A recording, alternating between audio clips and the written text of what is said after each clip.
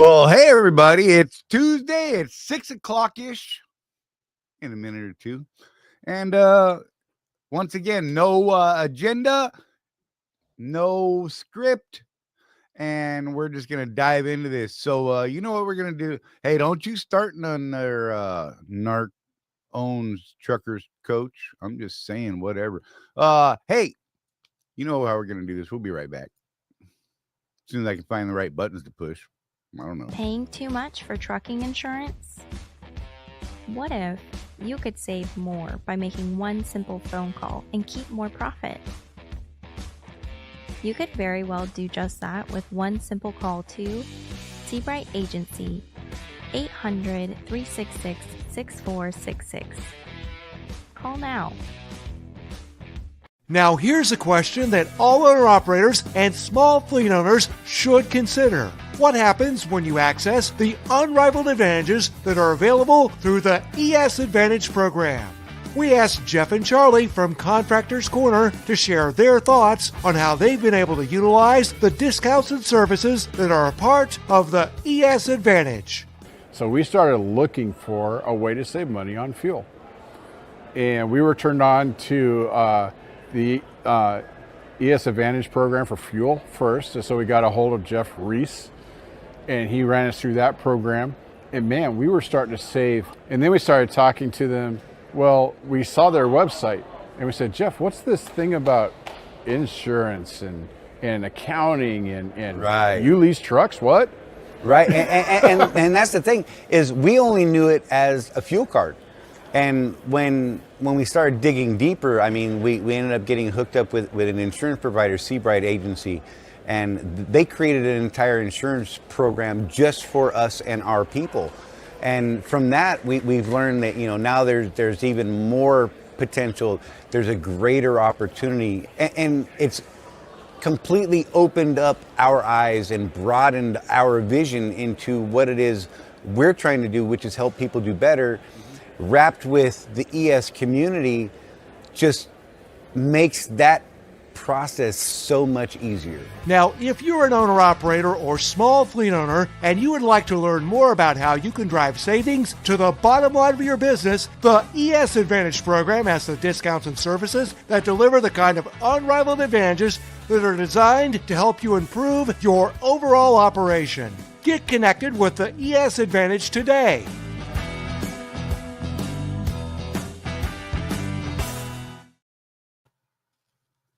Well, hi. So I didn't know if I should throw Jeff up or not because he was like chewing and stuff. And, you know, I thought I'd be like the good guy and not like get him mid. But, you know, I mean, I'll do it anyhow. There you go. Hey, Jeff.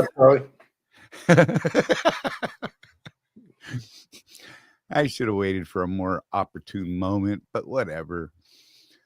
Oh, how's everybody doing? Hi, Ida. One simple call.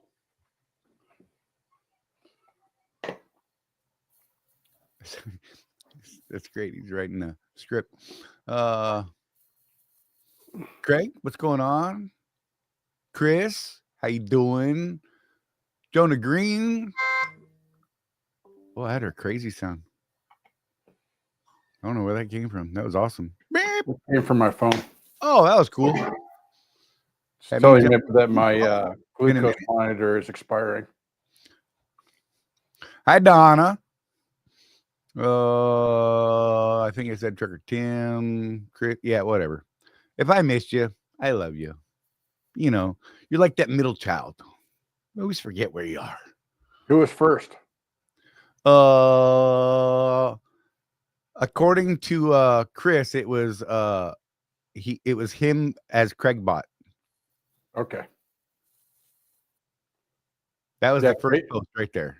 Craig's a little busy trying to Jiminy Christmas. Yeah, making Swift promos, Chris said.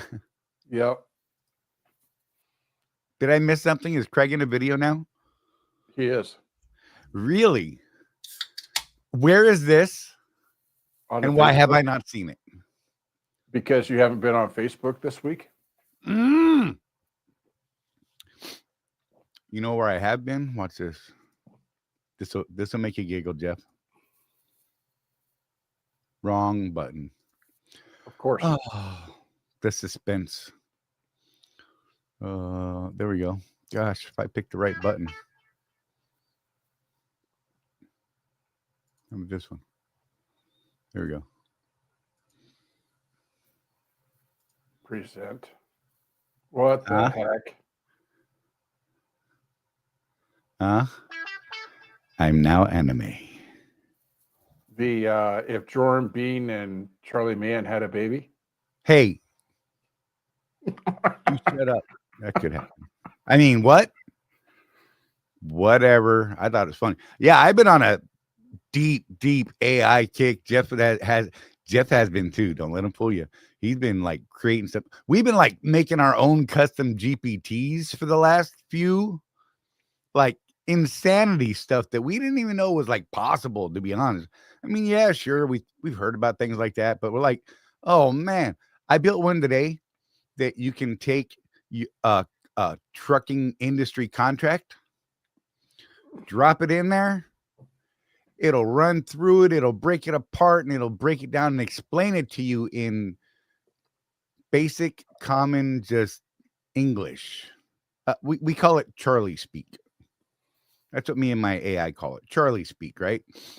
And so you can just be like, hey, here's my contract. Is there something in here that I should watch out for? And it's gonna tell you these things as soon as you upload it. Jeff made another one today that is helping coach businesses, not just trucking businesses, but a business in general. I thought I'd mess with it earlier after he sent it to me. And I started asking it specific trucking business questions, and it was nailing it. Was it? Yeah. I asked about fuel mileage. Mm-hmm. How do I develop a good fuel mileage and purchasing program for myself? Oh, Cool. it broke it down great. I liked the answer I got. I was like, man, that's good. And it was very general in that it wasn't like, one carrier specific type thing, like, sometimes happens, here on the show, because everybody just thinks, oh, they're the Swift guys, whatever. But you know what I mean? And so it was a good product. Man, the tools, Jeff and I are creating tools. And oh my God, Jeff created this crazy, it was a good class. That's the word I should use, class. Mm-hmm. Oh man, dude's been productive. I not so much, but I just got to film it and get it up in school. That sounded hot right there. Yeah, whatever. Hi, Donna. Yeah. So anyhow, I don't know. We've been doing all kinds of goofy and cool stuff, and I'm totally digging it. Like just mind blown stuff. Yeah. Still gave myself a migraine earlier, Jeff. Oh, that's awesome. When I texted you, that's when I was. Yeah. Fantastic. It was wonderful. That was the first one today, though. I've had a bad string of them lately, so that being the first one of the day, I was pretty pleased with that. And of course, right before the show, right? Hopefully I'll make it through the show and we'll be all right. We won't have to be short or anything like that. God, I got to find this video from Craigio. That's going to drive me nuts not seeing this now. Look in our group chat, because you haven't been paying attention to that either. Whatever, man. I've been creating. Craigio's going to be the poster boy now. Oh, that's hot.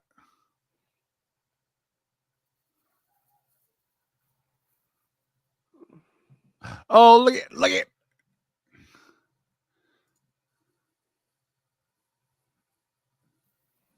He says somebody's got to make some good videos. Hey, Craig, could you do me a favor, Craig? And could you maybe do a video on how to shut up, dude. On how to change an airbag on a truck by yourself? You're not right, sir. You are as wrong as. Yeah. Look at Craig up on the big screen. That is fantastic with the Mario. Dude, I didn't realize you did the cartoony USDOT number. That's awesome too. Yep. I dig that. Man, where did this go? I should share this. Stop screen. Present. This is great. I haven't heard it. I haven't watched it past the beginning. Let's see what happens. What could go wrong? Look at that. Man. I dig it. Let's see. How do I play this? Oh, got to unmute it. There we go. Let's see how it goes. My name is Craig Hutchison, and I'm the owner operator with Swift. I haul dry goods for a dedicated account. I've been a truck driver 19 years this past August. I've been with Swift now I think October will be 4 years. I chose to become an owner operator because I wanted to, take control of my operation. I wanted to see what it was like, and choosing Swift really gave me the independence and the freedom that I was looking for to take charge of my business and become a successful owner operator. When I looked at Swift, the Rapid Response Division is a great support team. Swift really supports you in the maintenance. They have a big footprint across the country with all the terminals and support that you receive.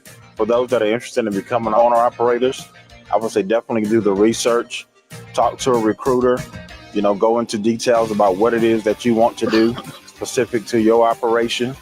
And all of those things together will help you become successful in determining when and where you want to make that transition. They can lead you and guide you, especially down to what areas. It could be drive-in, refrigerated, intermodal. Swift has so many different opportunities and paths to success to help you become successful in what you want to do. Some of the things I have for managing my finances is to, budget. Not only budget, but, be wise about where you shop. Also, take care of your truck. Do the maintenance, do the pre-trips. Those things help manage your maintenance costs. A lot of guys have high maintenance because they don't pre-trip properly. When you trip plan and look at your fuel prices, not just when you start your day, but throughout the day, because prices fluctuate. Learn what fuel tax rates are state by state, so you know where to fuel, and all of those things help increase your bottom line.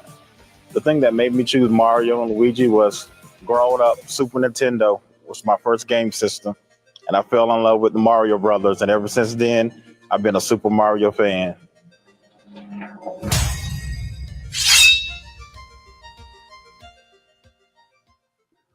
Well, far out. My name is Craig Hutchison, and I'm the owner.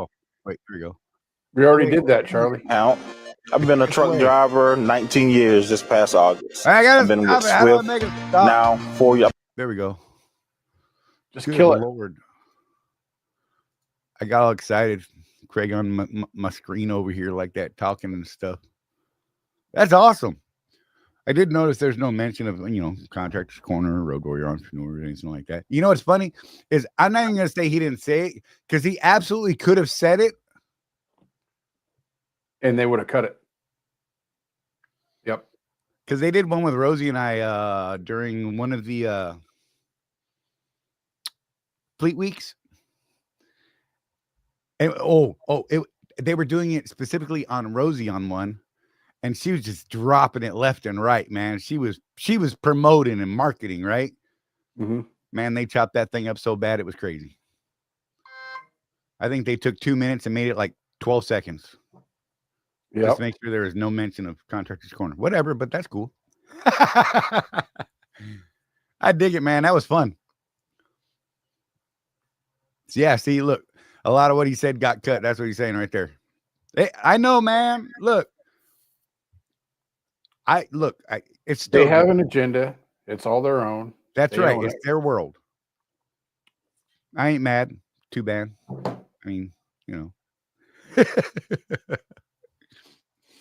Oh man, how y'all doing? Jeff, what are you doing? I'm still waiting on a load, so I'm at the house still. Yeah, last time I talked to Jeff, he was sitting in his truck at the truck stop. Just saying, now all of a sudden, poof, magic, he's home again. Had problems connecting my camera, which is why I've got a different camera on today, which is also why I was late to the show. Rosie broke the toilet handle. The little fleshy handle.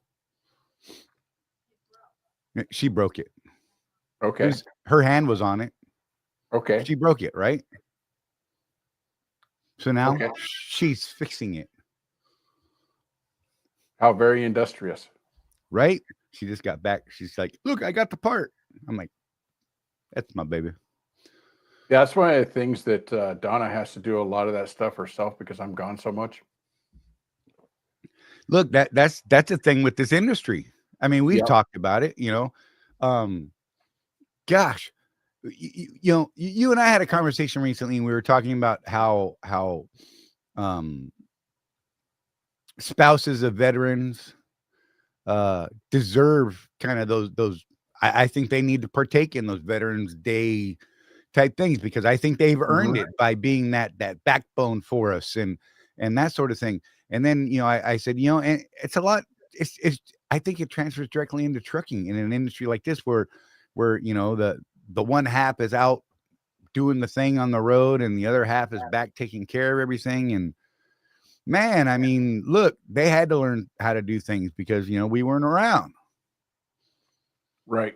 I got all kinds of calls every now and like, oh my God, this happened. And I'm like, I am in New York. Mm-hmm. You're in Oregon. Well, and you think we've been in the industry for 20 years now, Charlie? Right. And think about when we first started, YouTube was barely a thing.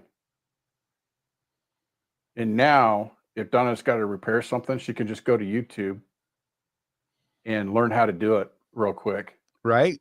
Go to the parts store, whether it's Home Depot or the auto parts store, get the part and right. And just do what the guy on YouTube said. Yeah. Man, but think about it. You and I were doing this stuff before the YouTubes. Yeah. Right. And I mean, gosh, I started just barely with legitimate full coverage cell phones when I started in 2004. Mm-hmm. I mean, it was like they were pushing hard the little like Nokia phones, that were ugly as sin, but whatever, they worked. Yep. And depending on what carrier you had, you might or might not have service. Let's just be real. Oh, it's good stuff. Before everybody used everybody else's towers, it was pretty hit and miss. Yeah.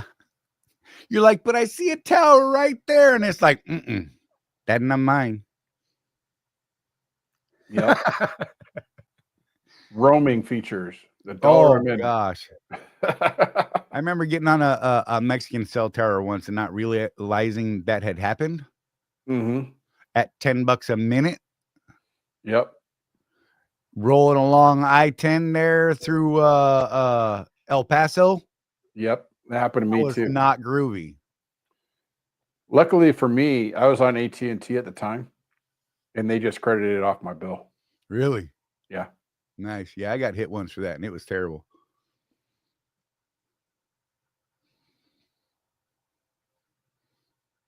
Hey, TK. Running grill. Nice. Okay. I don't know. I might be upright or something. There's some root in the yard. Hey.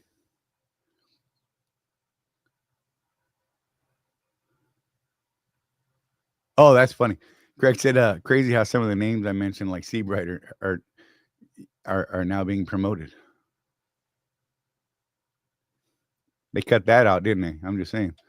But but yeah, they are talking about him at least now because like Brett is in his videos, so that was cool. Yeah, I think if you look at the carrier perspective, they have to. Swift's got its own insurance. I think most mega carriers do, but they have to make sure that that you have an option. Right. Right. We were talking about this the other day, Charlie. It's not that they want you to go away from their insurance. They absolutely want you to stay on their insurance. Oh, yeah. Because let's be real, they make money off of that. But they can't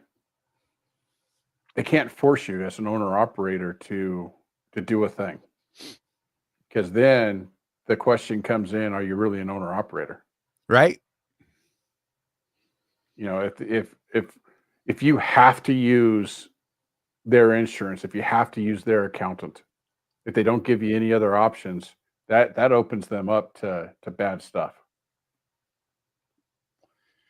Yeah, and that's the thing. I mean, some of it you're like, why don't they do this? And you're like, because it's not smart business from their end. Mm-hmm. Right. The fuel card was a big thing. I mean, everybody, and to this day, they're up in arms. Like, they get a huge discount. We get 5 cents. You know, Well, they it's never their said you credit. couldn't get your own fuel card. Yep. They just didn't openly tell people to go get their own fuel card. You know, then that's where you and I and people like you and I start thinking, well, that's not, I mean, I get it, but maybe not the right move on their part. I mean, because look, you know, I mean, we've told, I don't know how many people, go get your own fuel card. You'll save more money. What do? They don't.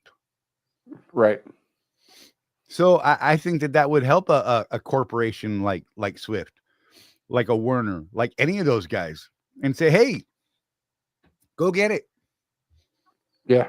We openly tell you guys, find better insurance. Get, you know, shop around for insurance, fuel, shop services, all these things.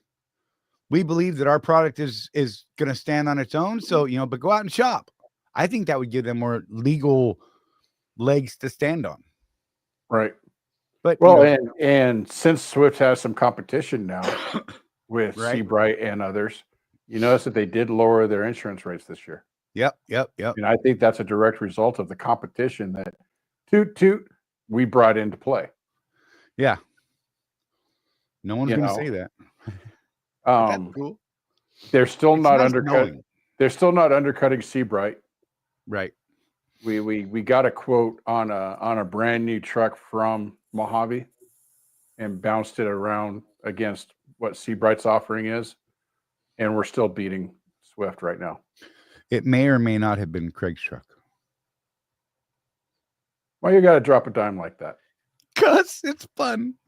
But that's a good one to try on, because you know it's a new Volvo. I mean, high dollar, you know, the whole One of 9 the more yards, right? expensive trucks.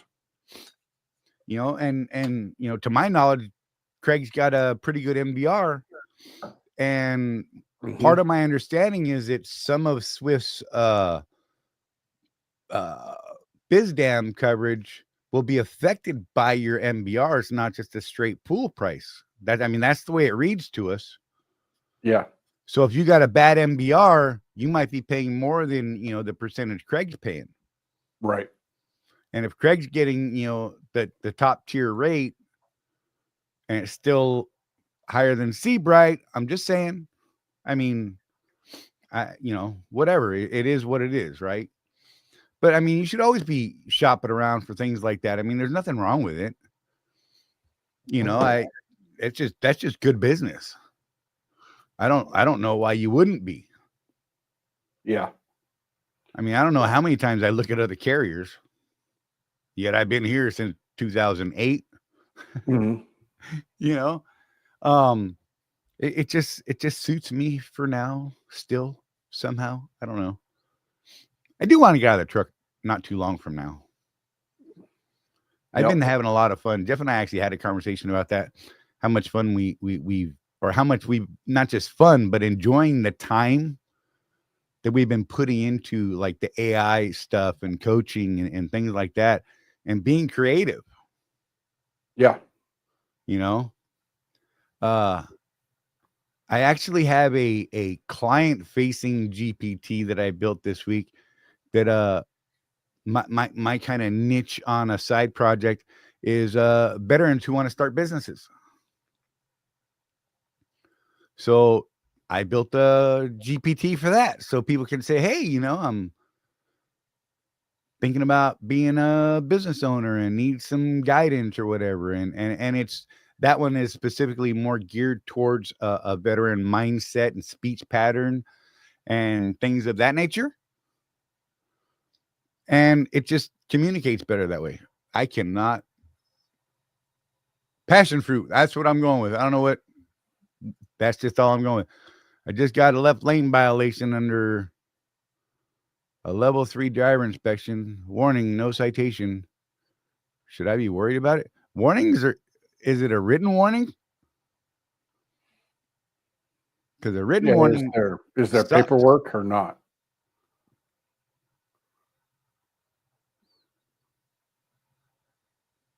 because that's not good for your MBR because you can't dispute them. Right. You know, I don't know how to get rid of warnings because they're like, oh, it's just a warning. Nah, don't play that trick with me, man. Write me a citation. If it's worth you warning me for it, I'm just thinking that maybe it's better you write me the citation. Now, unless I'm truly wrong, I am one of those people that be like, yeah, my bad.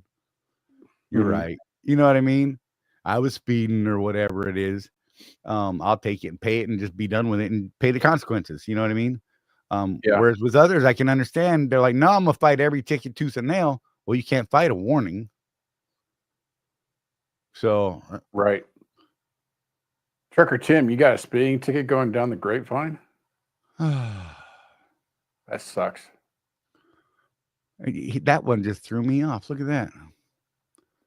Going through my prepaid open road legal service to handle it. Man, I hope that works out. California's expensive. I can tell you. I know.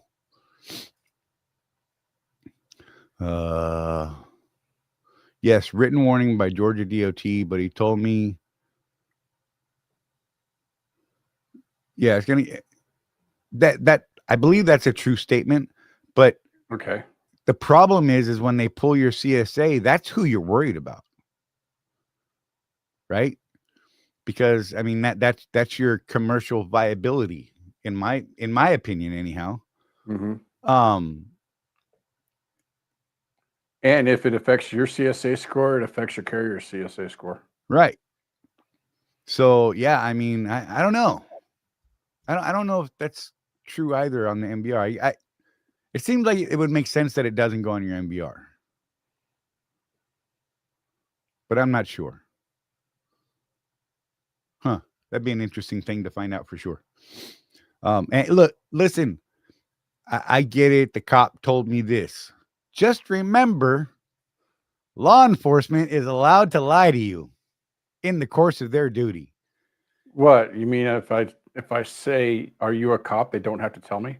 Right. Correct. I love that old one. Well, she said she wasn't a cop. Stop it. Oh my.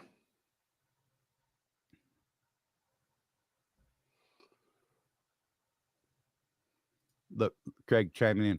Warning is no different from violation. If it's a violation that requires points, years, you'll get the points. Yeah. But not on the MBR? Okay. Yeah, I mean, and most carriers still require you to turn it in, even though it's just a warning. Well, you know, they want good or bad, right? Any I know at Swift it's any contact with law enforcement. They want to know about it. Yeah.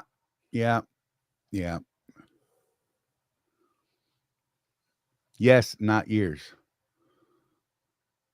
Points. Yes, you'll get points. No MBR. Yeah. I got you. Look, you better learn how to type because I'll read what you type and people will be confused. Hey, That's you just know how we what? do. When I switch over to using the iPhone, I have a hard time typing too because that keyboard sucks Oh my gosh. compared to my Android.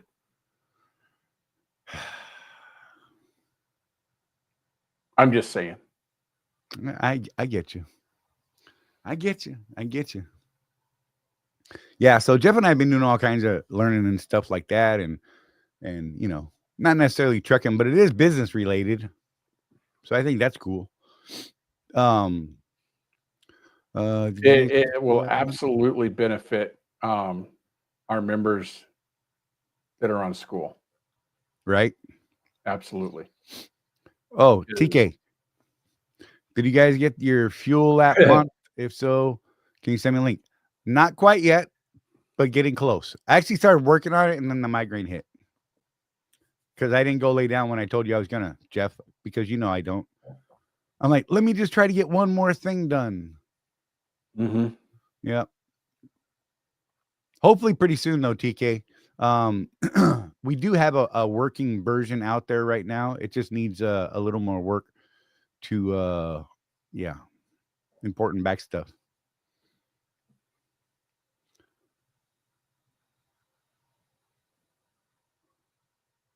No.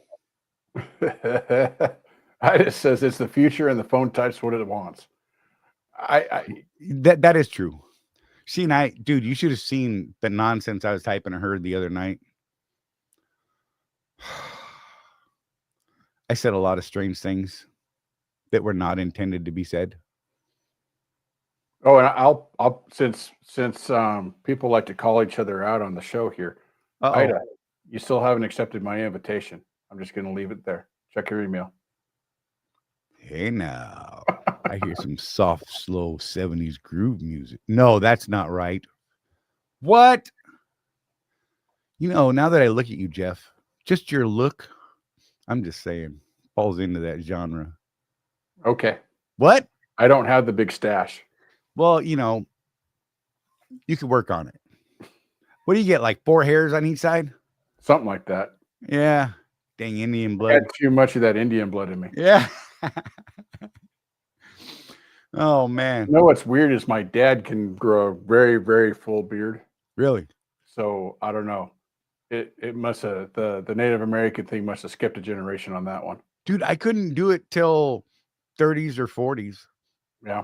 Like I was able to grow a fairly okay base here, and it was like really bad down here. I mean, really bad down here, and then like completely patched out. And well, if you guys remember, the last time I tried to grow a beard was last November, No Shave November, and under here was okay, right here was okay, and here nothing.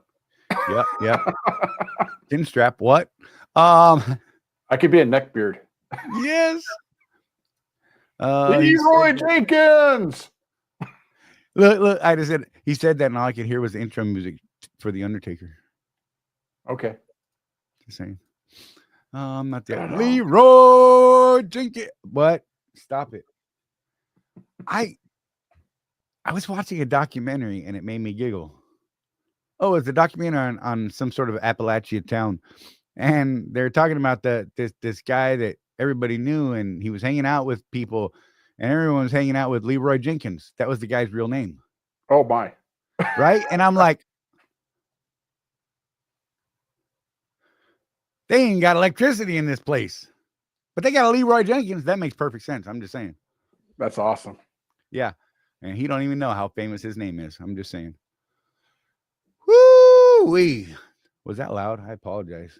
I've got some weird energy right now. It's like up and down and kind of in and out.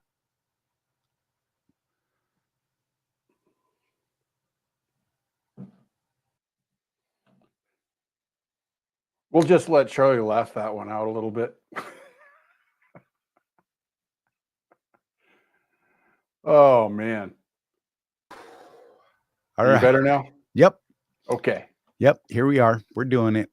We are doing our thing. You put me on the wrong side again, man. You're freaking me out. I was like, where'd he go? Why am I looking at myself? No one wants to look at me. I don't want to look at me. That's for sure. Some people look at me. They look at me really funny too. I'm just saying. I don't know. Was that your phone again? Mm-hmm. Good God, man. It makes weird little goofy noises. Please watch The Wild and Wonderful Whites of West Virginia. I've heard of that show. I haven't watched it though. I don't even know what that is.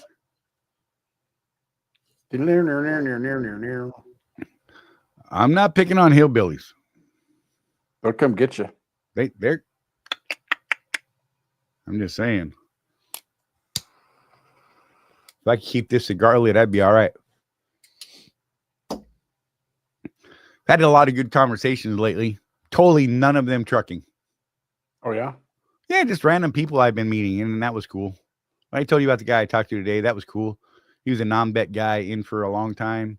Enjoyed that conversation. He's actually from not too far from where I live, was giving me some advice on further service from the BA. And I was like, oh, that makes sense. I never even thought about it that way. And wait, you'll love this. He's like, who's your congressman over there? And then I broke his brain. I went, you mean Bilirakis? That's the way I know his name, which isn't proper. But he's like, yeah, good job, man. Most people don't even know that. So I was like, ha, ha, ha. Couldn't tell you who my county people are because I don't care. I know it's terrible. I don't know the city people either. They on fire. I'm not even peeing on them. Just saying, whatever. Can't fix them. They're all like good old boyed in. Yeah. It's a bummer. I just says that show is worth every moment. Yeah, we had a guy at church run for city council, and he only got 19% of the vote. Ugh. I don't know if I could take that much rejection. Well, you're right. On the city level, especially in small towns, it's pretty much the good old boy network, I think. Well, look, that's how our new sheriff got in. Mm-hmm. He ran on some old stuff with the right people, which is what the guy before him was doing, but he was tied into the other side of those people, right? Mm-hmm. And finally, the other side said, no, we're done with that guy because we could not book the other sheriff out to save our lives, man. It was crazy. And we had some really good candidates who really should have won and did not in those other votes. And then this guy got beat out by his own party, and the sheriff was the incumbent and did not even get past the primary. Wow. Right? I was like, bah. Just saying. I'm not quite sure how the new guy is. We'll see. I mean, he seems to be doing some fairly good things, and I don't hate him yet, so I guess that's good. That's because you haven't had any interaction with him. I do try and avoid that. I mean, with the last guy, I just decided to stop calling them for anything. Yeah. I just go out and handle my own. Last time a dispatcher told me, go inside your house and lock the door. No. What? What's wrong with you? I'm going to stand in my yard and hold my pistol, my AR, whatever. I don't know. No, you should. I'm like, she could hear him threatening to kill me. I'm going to kill you, cracker. That's what he kept saying, something like that. And I was like, dang, man, that's kind of messed up. And she could hear him. She's like, sir, run inside your house. Lock the door. What? I don't understand that. I was trained never to retreat. I know it's terrible. Florida's a castle state, right? Oh, yeah. Yeah. Stand your ground, bro. Just saying. Make sure you're right. I saw a good Was He Justified video today. And I gave one opinion based on what I saw the first time I watched it, and then realized I had missed something in the beginning of the video. Mm-hmm. So I had to change my opinion slightly. But yeah, I thought it was good. They just don't give you enough context, though. Yeah. Was he justified in drawing? Well, I can't hear him talking. I don't know what's being said. I'm looking at people's body language, their actions, and then I have to make assumptions and assertions saying that, well, that guy looks like he's the aggressor and he came at that guy who has nowhere to go. I don't know. Yep. Yeah, Undertaker, this is the new office that I'm in. I'm going to kill your phone. Keeps making me look around because it comes out of weird spots out of my speaker, the way that it transfers to your mic. Yeah, it's a trip. I'm like, that's why it keeps making me look around. Yeah, and I got to say with the new office too, one of the reasons I've been so productive the last couple of weeks being home is because I actually have a dedicated workspace. Right, you're not out there in the middle of the living room. What?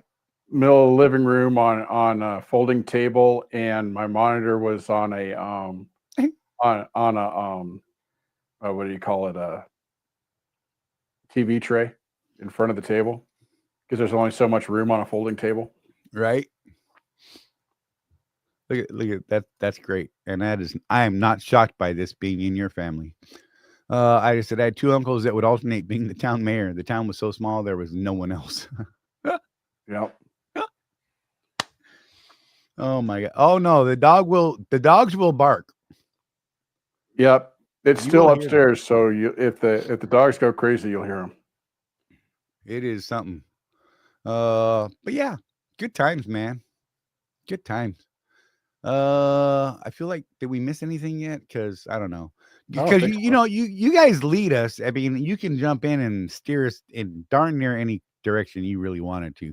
Otherwise, it's just a couple of truck drivers talking, and you know, we share our little stories here and there, and would love more input from you guys if you want to share. Heck, I'll even let you up on the screen if you want to pop up, and if you're parked in a safe place and you want to get up here and talk, can absolutely do that too. We can accommodate that. It's not a big deal. I'd like to see some more of you face to face. You better stop with the lobsters. Not even looking at it. Oh man, I faced right at your picture too. Whatever. I gotta blow my nose. I'll be right back. All right. Oh, let's see. Yeah, more that joke has been going for over a year at this point, I think, with the lobsters. Holy cow! I hit 100. I hit 100% on that one, I guess.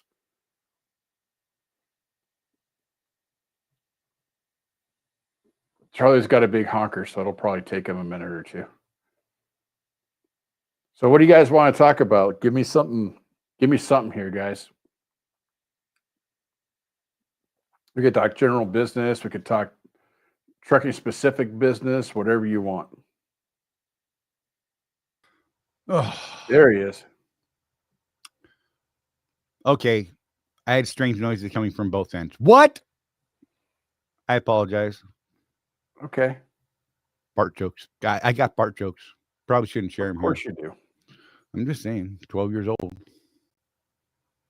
I am the master of the fart game in the house, by just in case anyone was ever wondering. The grandkids are absolutely amazed by it. Just saying. Loads. TK wants to talk about loads. You know, Jeff, I happen to remember some sort of a recent writings by you on different load offerings and strategies and things like that. Maybe you could give a little preview of that, a peek from the brain. Yeah, I let me don't know. pull it up. 20-minute daily execution, slow lead survival checklist. I thought that was really well done the way that you did that. Jeff's so much course, better when at I- taking classes than I am. Of course, when I pull up my stuff, all this stuff is the GPT stuff we've been working on. Right? I know. Dude, I literally had like 15 GPTs open on a single browser earlier. I finally went through and cleaned it all out a little while ago. I made shortcuts. and Oh, put 'em that's in why, folders. because I put it in the other one.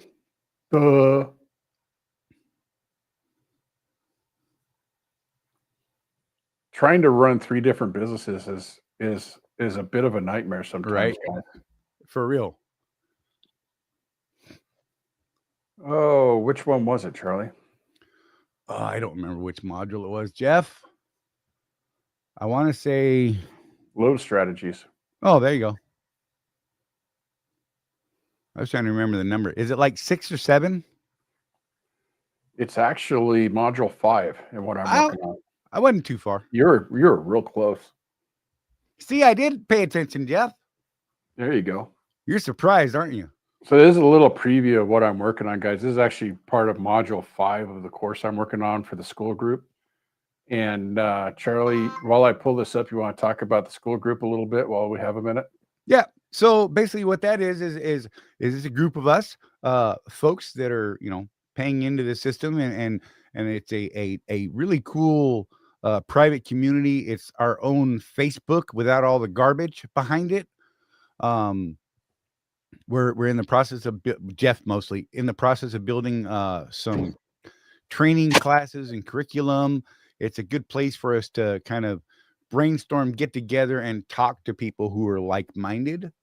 You know, even here, I mean, you've seen how far off in the weeds we go in 92 directions.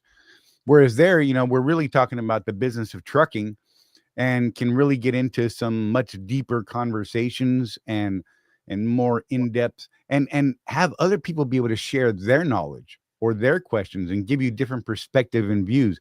And I think that is absolutely important. You know, Jeff's way versus my way. I mean, Jeff and I have very differing ways of doing things, but we usually come to the same endpoint, right? So, I mean, they say there's 100 ways to skin a duck, right? But not all of them are great. Right. So, but it's good to have other input. And that's why we decided to build it out as a community.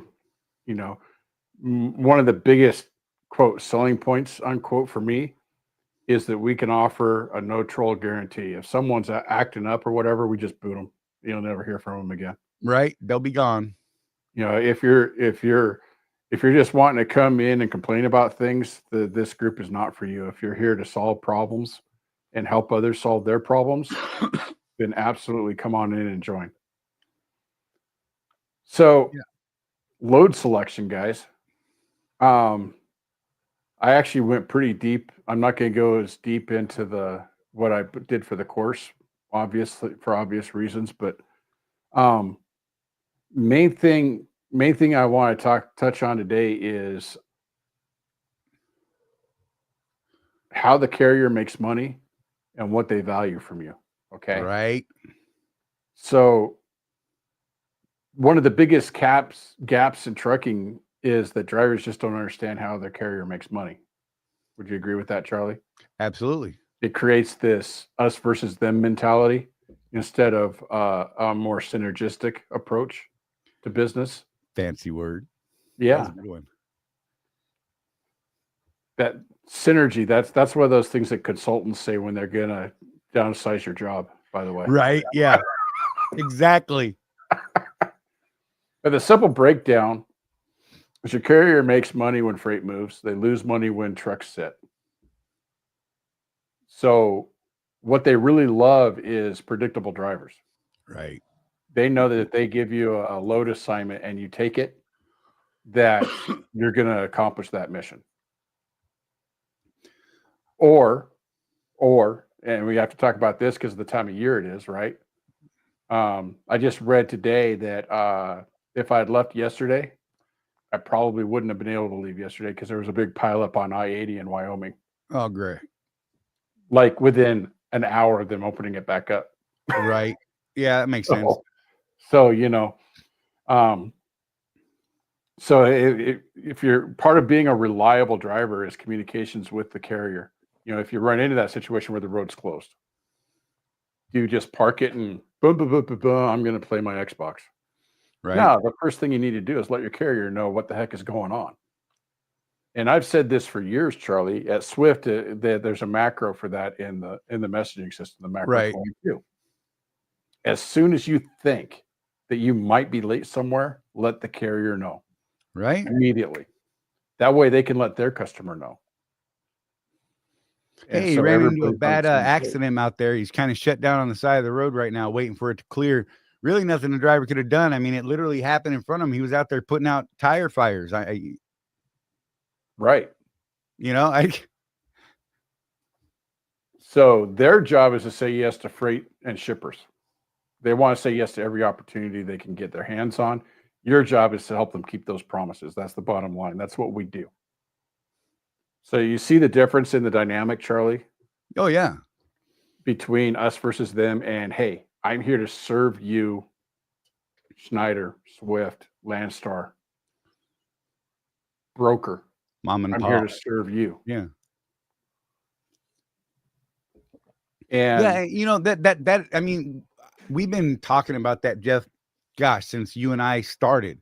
I mean, that's kind of how you got turned on to even seeing anything about me. And a lot of other people were first seeing me when I was like, that's what I was getting strung up for, was saying, hey, look, I may not agree with all of Swift's policies and the way that they did things, but I need to understand how they work.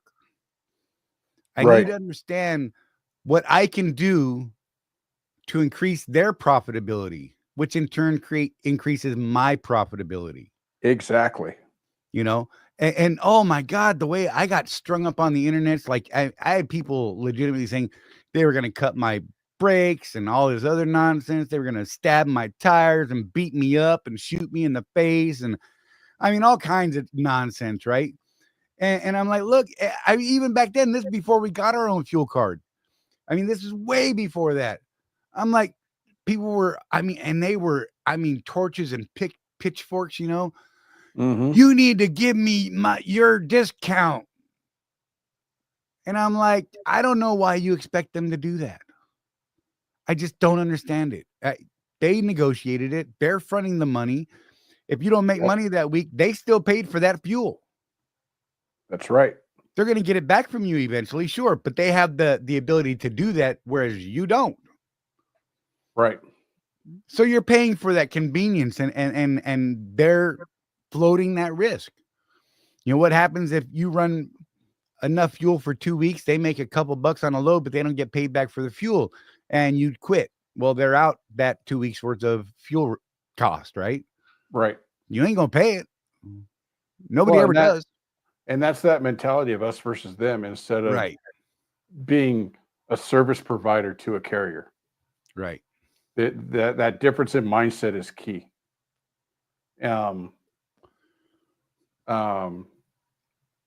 Undertaker, I want to address this. After the last couple of days, I've lost reliability due to my family issues.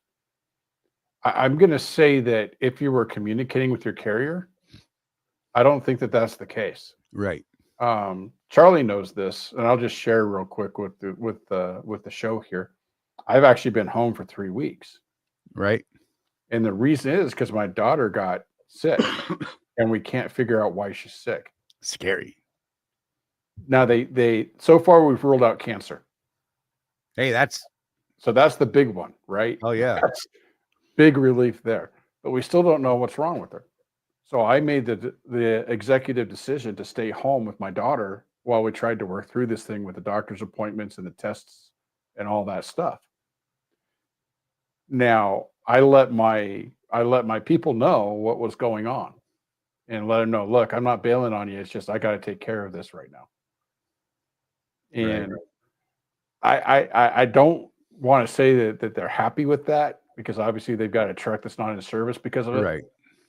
And I do have a contract that guarantees 70% availability. Right. But they're willing to work with me because I told them what was going on.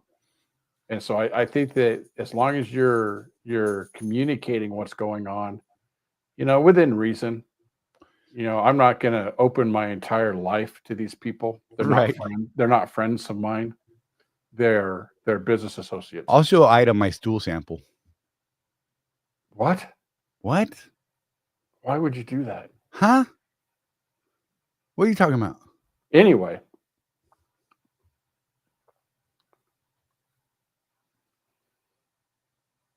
You're a good duck. What? So yeah, I think the reliability, this is kind of an evolutionary leap a little bit. Right. Because for years we've talked about building relationships. Well, this is how you build the relationship. You become the go-to guy based on your reliability. Even at a Swift, I've seen guys do this. What's his name? He commented earlier. James. Wow, did I pull that one out? Yeah, James Vaughn. He's built himself a nice little lane at Swift. If you want to run a specific lane, even at a Swift, here's a pro tip for you. Start running that lane and maybe saying no to loads that aren't that lane. Right. And what will start happening is, in a given lane, you have dispatchers that work that lane. You get to know them. Yeah. And after a while, it does take a while. Could take a year, right? But after a while, they catch the clue that you're comfortable along that I-40, that I-10. And every run you run, you're on time. No problem. And every time, when you get that load that you actually want to do, you're on time. Johnny on the spot. Right. And that's how you build yourself a lane inside these mega carriers. One of the mistakes that we all make, and I've made it, Charlie, I just go wherever the work is. Right. Well, before Sometimes you know that it, works. before you know it, you're stuck in New England, someplace that you swear isn't even in your map book because you tore it Right. out. Yeah. Yeah. You know, what the mega carriers try to get you to do that, but I'm telling you that if you stick to a lane, you get to know those planners, those dispatchers, Yeah. because they see your truck on their board every couple of days or so as you run through their little planning area. Right. Hey, I just want to say, hey, Two with Fries. I've never seen that name, but I like it. Fellow trucker here. Good to see you. Don't know if it's your first time here or not, but if it is, let us know a little bit about yourself down there in chat. That'd be cool if you're still here. Glad you're here. Okay. Sorry, Jeff. And the other thing I'll touch on today is having a positioning mindset. Right. One of the things that employees do is they just go wherever the loads go, just keep the wheels turning, please. Yeah. A professional business owner doesn't just look at that load. He looks at the next load, maybe even 2 or 3 loads down the road. Right. So whenever you get a load offering, ask yourself, where does this load put me? Is that a strong freight area for my carrier? And will I be empty at the right time in the daily or weekly cycle to get another load? Right. Because you could be in a hopping freight area, but if you know that nobody works on Saturday and Sunday, and you deliver on a Friday, Right. you plan on sitting there all weekend. Yeah. And does this build my weekly flow or interrupt it? Right. Charlie, my settlement schedule is Monday to Monday. You guys Right. are on Wednesday to Wednesday. Right. So it's a little different. I actually liked the Wednesday to Wednesday. Call me crazy. Mainly because of the show, because I could do the show and the next day was the start of the next week. Right.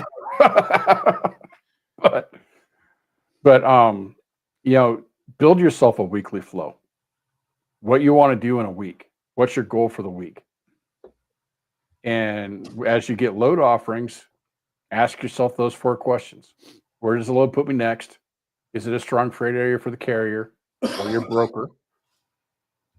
Will you be empty at the right time for the next cycle? Right. And does it build my weekly flow or interrupt it? Yeah. And that's a perfect spot, Jeff. We're going to call our midpoint break here. You guys will be right back. You know how we do this. And hey, by all means, throw up some questions or topics you'd like to talk about. I have one flagged up there for us, Jeff, from Ida that I saw was good. Okay. Because, she's always pushing that winter stuff and she ain't wrong. So we'll be right back, guys. 50 seconds, 50. You're either running your business like an owner or like an employee. And if you're stuck in that employee mindset, you're leaving money on the table.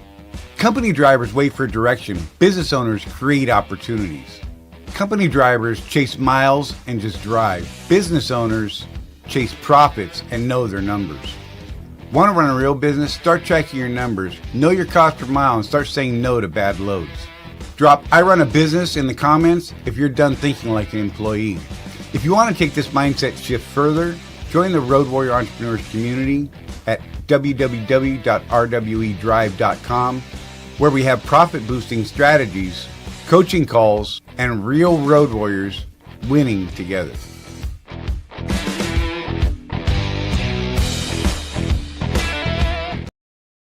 And we're back. Okay, I'm back. Jess probably went to go pee. I'm just saying, because we're old and we have to do that every now and then. So I threw him off the stage because I'm smart. Although it would be fun. We could have came back and I should have just had him up on the stage, just his empty chair and that alone. That could have been interesting. And my hot mic. Oh, I didn't even think about that. Okay, Todd. What? So let me get back to chat. Oh my gosh. Hey, Matt. Good to see you, buddy. I got a well stacked first. Oh, you're talking about, okay, wait. Here, let's throw Ida's thing up there. What do you keep in your truck for emergencies? Sick, injured, stuck somewhere, and can't get somewhere to buy what you need. Huh? These are good things to think about.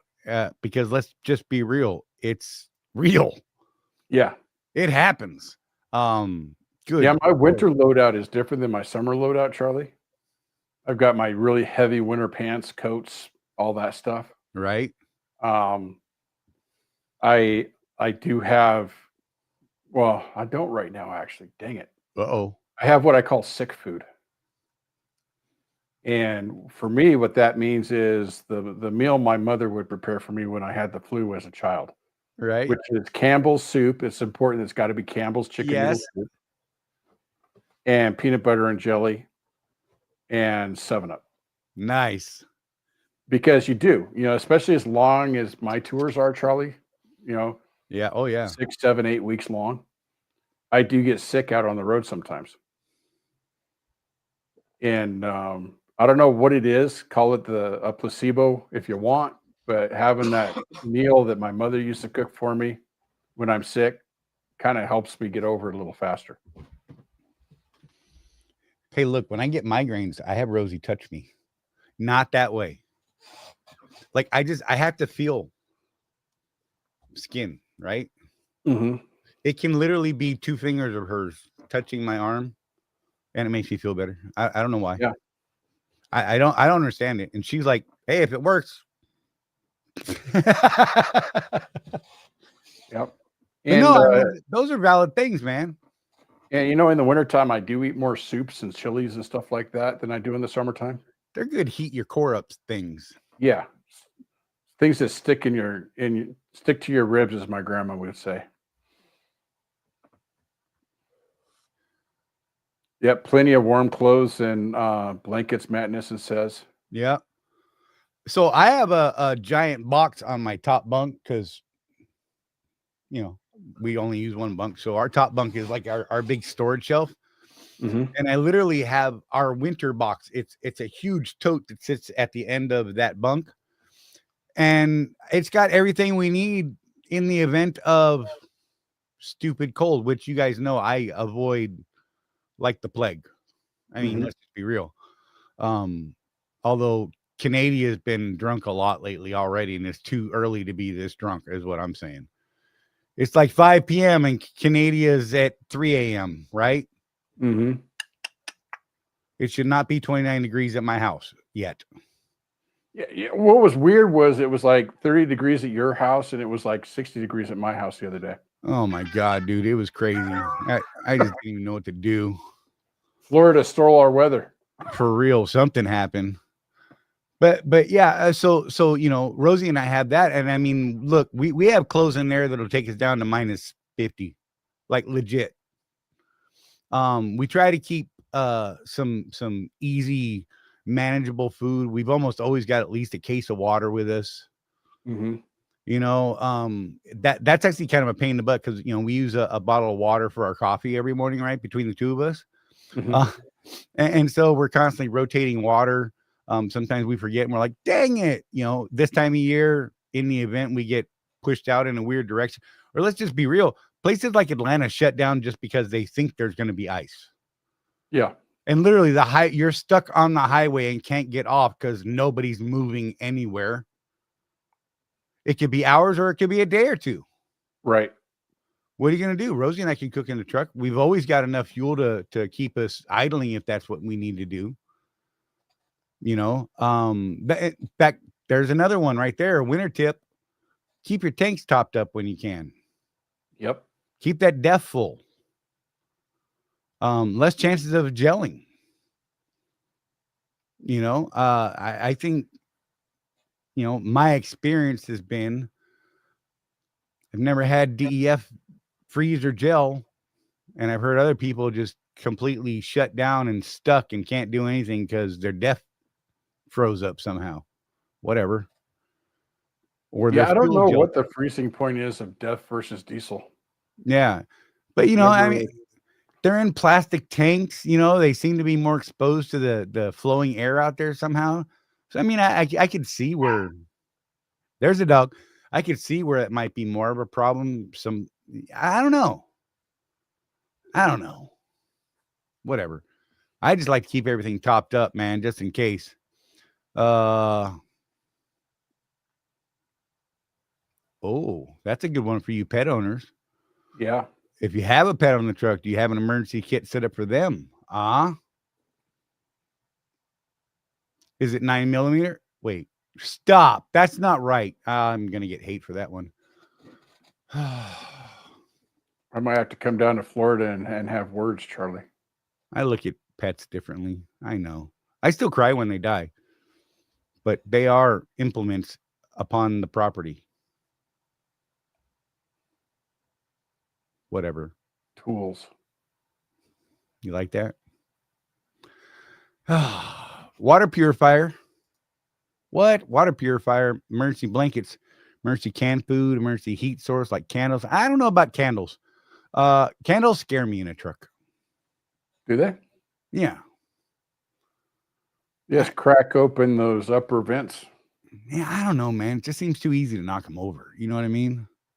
Well, don't do that. Well, yeah. You've seen me move around. Bull in China shop. This guy right here can't ease around things except people. I avoid them like they got cooties, man. I can squeeze through a crowd pretty good. And people are like, how do you even get through that? And I just don't want them to touch me.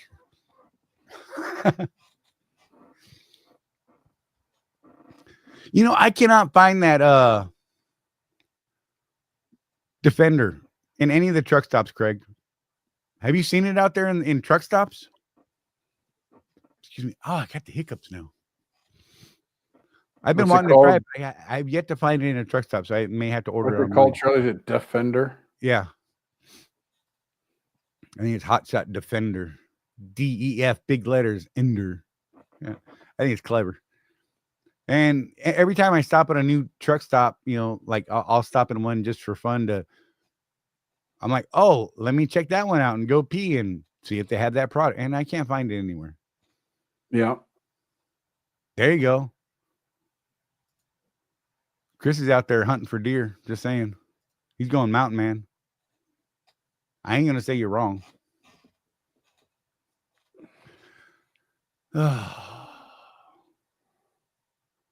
Matt, the water purifier.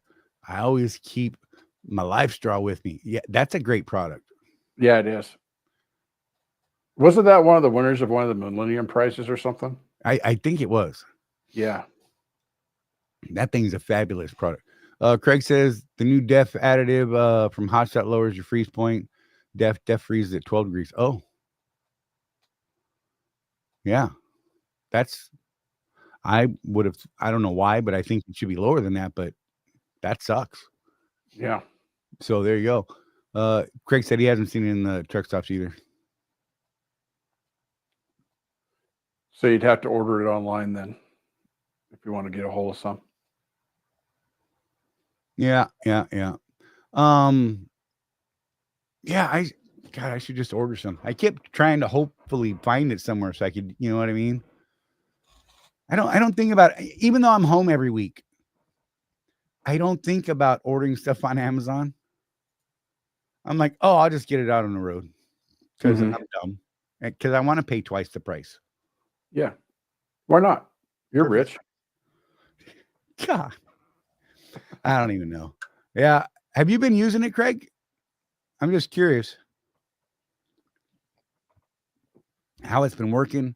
Because I'm definitely using a lot more DEF in this 26 truck than I was in my 23. We talked about that, how they had changed. We found out they changed the settings in it, and it seems to be doing okay. I did have a code throw once so far already. Did you? It was one of those quick flash codes that popped up, and then the orange light stayed on, not the actual real one that says check engine, and definitely not a red one. It's just that little orange engine light, the amber light that says, hey, something happened. Just want to let you know something happened, but it's okay-ish now. So, yeah. But that's it. I used to get those from a long idle time. Right. And by long, I mean 24 hours. Like something Phoenix. like that. Yeah, right? 4 days, 5 days. That's why I like having that APU on my custom Western Star. Yeah, the new Freightliners definitely use more DEF. I think that's part of the 27 mandate, isn't it? I don't know, but I want to say that it's close to double. Mm. I want to say it's getting close to double. It's not quite twice as much, but it's closer to twice as much than a quarter, right? Mm-hmm. So I don't know. I don't know a better way to explain that because words are not my friend, and my brain is broken. And I'll just look at you all like this all night now. No, I won't because I'll get a migraine. Yeah, Matt's also got an entrenching tool on his truck. Oh, that's Or no, that's Chris. Chris. Names. They're not your friend. No, they're not. Thank you for pointing that out. You're welcome. Tim said after getting stuck in the snow at the Walmart DC last winter, I bought a snow shovel.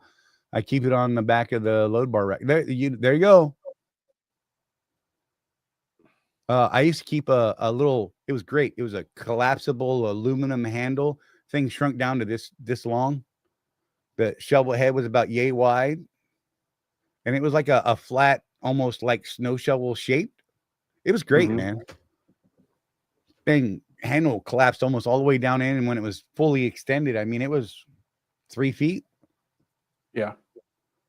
Totally workable. That's, in fact, it's still sitting in Chewy now, I would imagine.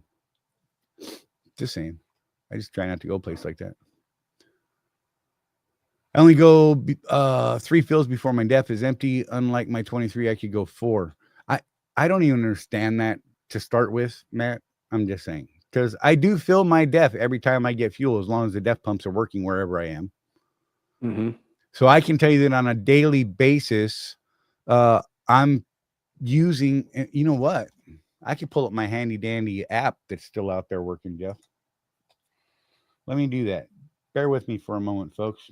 Jeff, say magic words. Magic words. Dang it, you tricky man. Let's see. Let's try that. Yeah, I think it does have something to do with the new emission standards, though. It'll be interesting to see if that gets backed off or not. You know, Right. the current administration saying they're going to kill all that, but I haven't seen any news other than the orange man saying that he was going to kill it. The orange man. You know what I mean? That's so funny. Let me go into my fuel log here. Let's go to lifetime. So let's see. On DEF,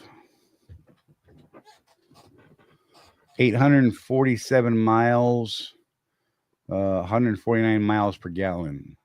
862 miles, 148 miles per gallon. I got one at 157, 187, 150, 165, 150. So what's the lifetime average overall? I should look that report for DEF. 160.301 average DEF miles per gallon. Mm-hmm. I was doing 100 miles more, 90 miles per gallon more on the 23. Mm-hmm. So pretty close, I guess. I don't know. And of course, DEF costs more than diesel these days. Right? Gosh. Like none of the places I go to in the Southeast, I mean, some of them are reasonable compared to the big chains, of course. Mm-hmm. But even the discount guys, you know, the racetracks, the QTs. I mean, even I feel like they're high. Every now and then I'll go to a Love's just to make myself feel better about it. Mm-hmm. Just to look at the DEF price and go, oh, I'm good. Yeah. But whatever. I mean, remember, it used to be less than diesel, period. It was like when it first came out, it was like $1.15 or something like that. I think diesel was just above $2 at the time. So about half of what diesel costs. Right. Yeah, I want to say I'm filling, depending on the mileage on the tank. Let me go back to my thing here. Like 8.4, 8.5, 8.8 gallons, 9.8 gallons, 8.5 gallons. 792. So, and those are all in that 130 gallon range, I want to say. Mm-hmm. Something like that. Yeah, I was totally looking at the wrong thing. Let me slide over because I'm dumb. Good Lord. Couldn't even read my own app. So gallons, there we go. So 5.6 gallons, 5.7 gallons, 7.6 gallons, 6.1 gallons. And those are all in that matching up with, 117 gallons of diesel, 135 gallons of diesel in that range. Excuse me. And those go up and down hand in hand because, your DEF is, if your fuel mileage is one thing, your DEF pretty much matches it. I don't know if I said that right. Maybe you could say it better. I don't know. But they definitely correlate. Yeah. And so with the 23 in those same spots, I was like 4 gallons of DEF instead of, now almost 8 gallons of DEF. That kind of thing. So that's where I'm saying almost double. Because I run the same routes. And basically my fuel mileage changes because of my foot. Mm-hmm. Truly, one day I'm in a hurry for whatever reason. I just want to drive fast, and I do. And other days I'm just like da, da, da, da, da, da, da, da, da, da, da. Mike Anderson, when it first came out, I watched a video on it, and in the video they said DEF cost around 50 cents a gallon to produce. Yeah, there you go. So there's something. India, yeah. So when DEF first hit the scene, we were getting most of our DEF from India, and then we became gluttons for DEF. Right? And India basically said, "Up yours." Yeah, we're not selling it to you anymore because DEF, which is urea, is also a fertilizer. And we were buying up so much DEF from India that it was hurting their agriculture. And so they basically flew the bird at us and said, "Go away." So now, now we've got more domestic production of DEF, which of course, labor cost, everything is more expensive than it is in India. So that's kind of what happened there. Look, Craig's got knowledge. The new down sped engines burn more DEF fluid because the engines don't get as hot as the older ones, especially if you aren't under a load. Yeah, that makes sense. They need to put more crap into the exhaust stream. It's just corporate greed, Mike said. It's supply and demand. Damn capitalists. And if labor costs go up, the price has to go up. That's just right. That's just the dynamic. So that's interesting. They're also seeing more crystallization built up on the SCRs because of it. That that I guess that makes sense though, because they're pushing more through it. It's more likely to crystallize, leak. Who was it? I was just talking to. I heard someone talking about it. There's it was Craig. Yeah, one of the times he took his truck in, they had noticed that around Craig. Correct me if I'm wrong. I believe it was around the dozer valve seal. They had noticed that it was leaking DEF, and so they went in and fixed that. Little warranty deal. Yeah, I don't know. I had no crystallization problems in my 23 whatsoever, ever that I had it. Right. And like I said, I'm a believer that if you keep your DEF tanks full, you have less crystallization. Because air creates the crystallization with DEF. Less air, less crystals. That's my hypothesis. Oh my, using big pretty words. Anecdotal. But it seems to be that way so far. I guess I'll see how this 26 does, but I don't know. The logic, Craig, makes absolute sense to me. You're running more depth through. So of course, crystallization would be higher if you're running it to where you would be creating more crystallization anyhow, right? Right. But I think it'll be interesting to see how my hypothesis stands with this 26. Or am I just 4-leaf clover in the crack guy? I don't know. Or now because I said that, I'm going to have the worst DEF problems ever in history. Mhm. You know, I don't know. The hypothesis has been standing pretty firm for quite some time. I started that back in, I want to say back with my 680 that I had. Yes, I had a Kenworth. 2016, I think. Yeah, my T660 was a 15, my 680 was a 16. So yeah, I started it then, and they didn't. I never had problems with that one, and I was running full hard teams with my 680.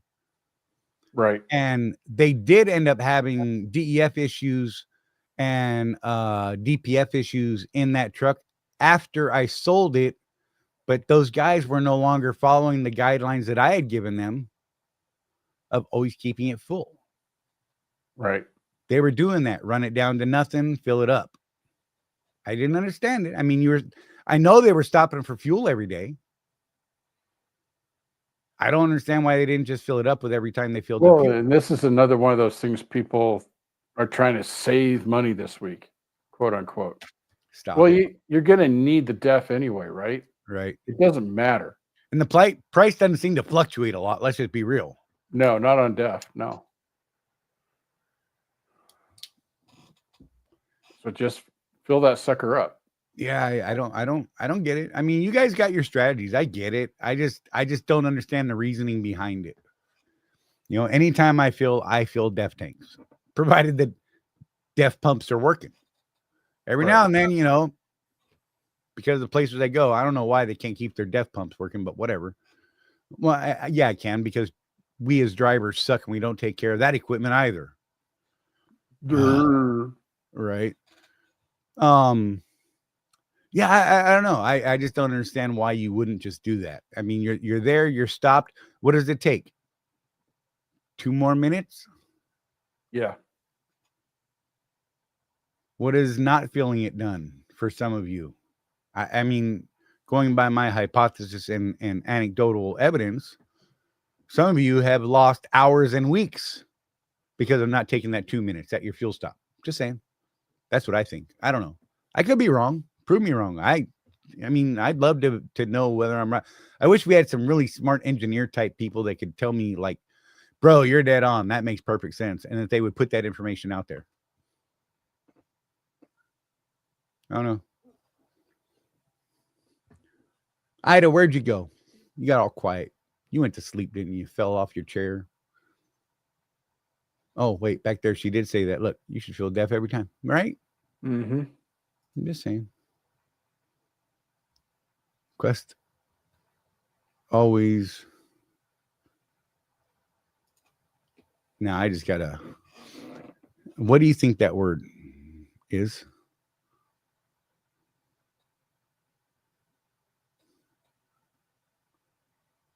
I bet it's said. Quest always said, just keep the DEF full, and we never had issues. Yeah. That sounds good. We're going with that. I like it. They must have heard me someday. Just saying, whatever. Or maybe I heard it from them. I don't know.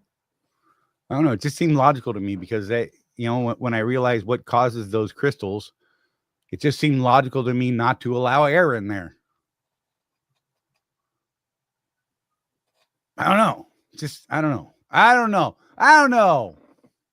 Brain was stuck there. That's not good.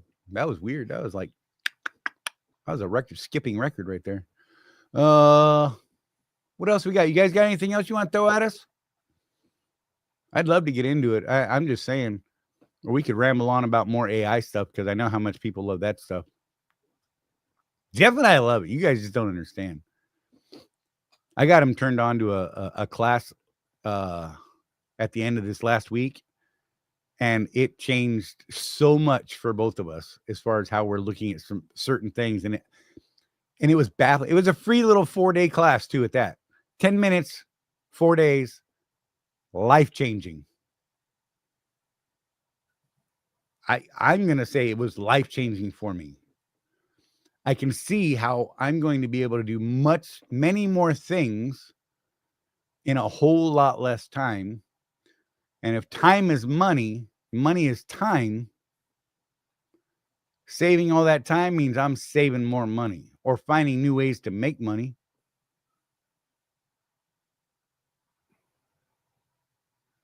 Oh, Yeah. sweet. Craig, that'd be cool. He's going to post the Amazon link in the group chat for Defender. Sweet. For Defender.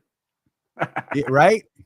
Dude, that name, the first time I saw it, like, that's great. That makes perfect sense. Don't, you know what, Ida? It's time for you to be in timeout. No, because then it'll erase all your comments. You're lucky. I was going to put her in timeout. She said. Had. Said worked. I'm just saying. Craig just put it in our group. Oh, in our chat group. Yep. Gosh, that link is ridiculous. I was going to post it, but that thing is like 9 days long. I got all kinds of weird notifications popped up right there. That was great. Yeah, $9.99 for an 8-ounce bottle. That ain't bad. I'm just saying. Here, maybe I'll throw it on the screen. We haven't shared a picture of that in a while since the first day we talked about it, huh? There we go. Bam. Pow. That looks like good stuff, man. I can't wait to try it. Just because I'm the way I am. Treats 8 2.5 gallon cubes. So that's what, 25 gallons? Something like that? 20 gallons a bottle. Sure. I'm going to try a thing. Look, there's even a picture of them putting it in one of them big boxes right there. Here, watch that, everybody. Mesmerized. Send Charlie $20. Send Charlie $20. Oh. Right?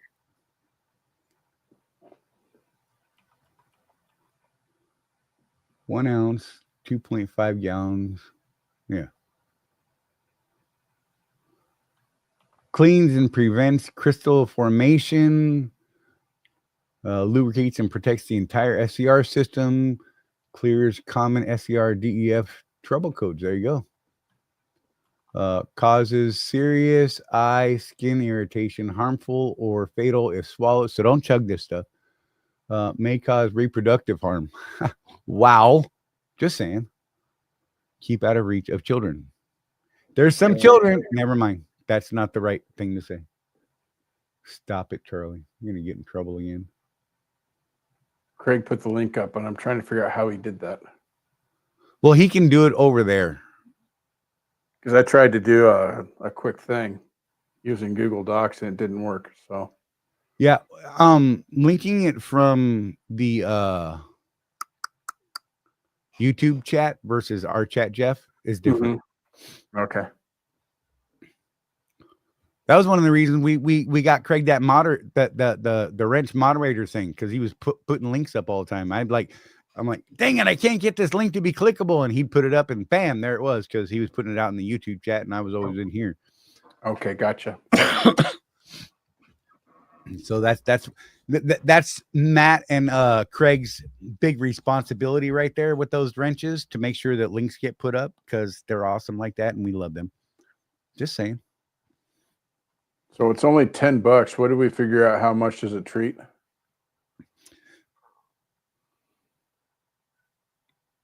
$8 times 2.5.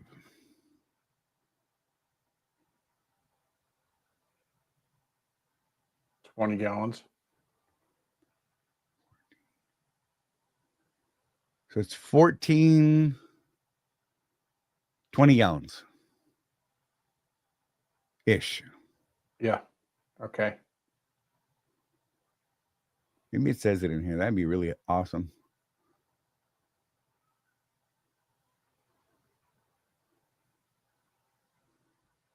Give me a big number. Dang it.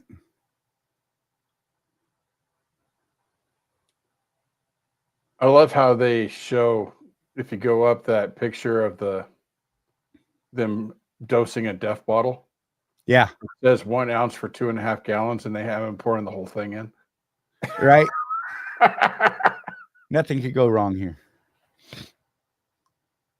That looked carefully measured to me. Man, you got to have so many doser bottles now. Right? Hey, but they are helpful. I do like that one that they have, though. Look at that one. Their everyday one. That's a great one. That's the one that I was buying from Walmart. It was actually cheaper than getting it online. Wow.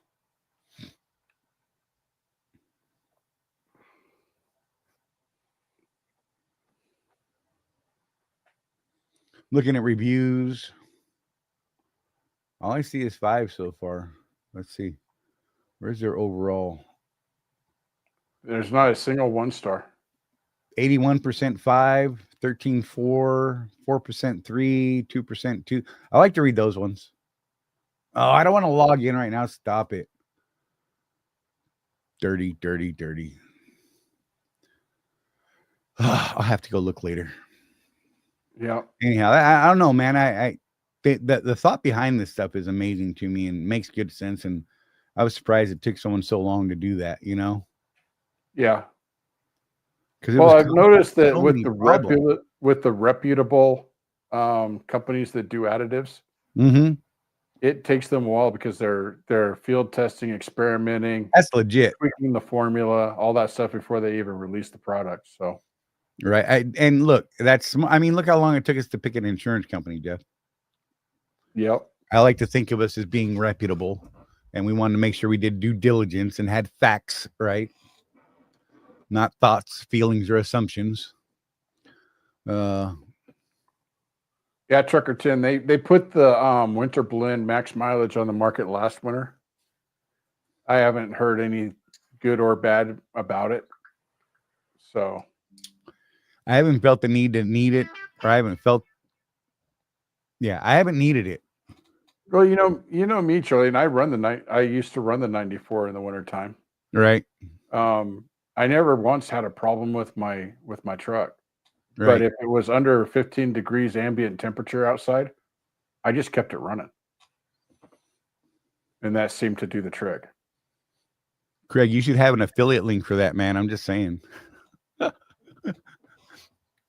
Our link posters should have affiliate links. That'd be great. They're like, bam, bam. And then we need an affiliate link to your affiliate link. Right. That's great. We'll make a pyramid out of this yet, Charlie. Right? Oh man. Pyramids are the greatest. Most sane business decision you'll ever make involves a pyramid. Yeah. Right. I know. That's so much fun to say. We're going to hell for that one. I have an uncle that he's passed on, but he was a diamond level Amway guy. That's hot. Say the word pyramid around him. Oh yeah. Throat punches, I'm sure, for everyone. Not even people that said it. Standing near the guy that said it, throat punch. Yeah. I've known some folks like that. I had a guy that it's multi-level marketing. Right. Yeah. I had a guy that I played spades with way back when M-Player games was a thing, right? Mm-hmm. And he was a big Melaleuca guy. Oh, okay. Oh, God. That was an interesting person. Well, I live in Utah now. This is the land of the essential oils. Look, I ain't gonna lie. I'm a believer in some of these essential oils because they're just fantastic. They make you feel good. I hate lavender, but it makes you feel good. I like lavender. I'm not a fan because it messes with my sinuses sometimes, but it does calm you. It is soothing. So unfortunately, I love lavender, so I'll buy like a lavender candle. Right. Put it in my bedroom, right? Because hey now, relax, right? Turns out that my daughter Violet is allergic to the smell. Fantastic. Like she just Right? One way to keep her out of your room. and you know, we happen to have a bunch of lavender in our front yard. Oh man. We almost took it out, but I'll be honest here. She was leaving in a year anyway. Right? And I like lavender, so Hey, I got my current veterans coin from Swift this year. Thank you, Ida. I love did you. ya? Yeah, it's Nice. big, dude. I actually like it. It's too big to keep in my wallet, I think. Oh, hey, I found out. So those certifications I did, they did challenge coins this year, Oh, nice. and I get one for each certification that I've done. Awesome. So that's kind of cool. Yeah, I'm a big coin collector for things. I love challenge coins, man. I have would- one. someone- I have one from a major general. Nice. Yeah. I missed out on my one because I had a crappy lieutenant that pocketed mine because it was given to her on my behalf to Mhm. pass on to me by General Shelton, who Mhm. later became, who shortly after that became the chairman of the Joint Chiefs of Staff. Nice. He was the Fort Bragg 4-star. Yeah. Yeah, I got the coin from him, but do you think that my Army Achievement Medal went through past muster? No. Right. Figure that out. Yeah, it's funny, but whatever. I'm not bitter. I haven't held on to that for over 30 years, really. You need one of those I love me cases. It would look really sad. Mine would only need to be this big. More like this big. Hey, I got the Armed Forces Expeditionary Medal. That's my pride and joy. Nice. And for not serving in full wartime, I think that's a great one, man. Apparently, so I was reading, this is weird. So when we were awarded the Armed Forces Expeditionary Medal, the mission directly after us in Haiti got and it depended on what date you entered the country and when you left. We went in the first wave, so we were entitled to the Expeditionary Medal. And the second wave, they came in basically when we were pulling out, or a Mhm. month before we left, got humanitarian awards, Oh, which are, I mean, they were cool looking. They actually had told us when we left that we got both.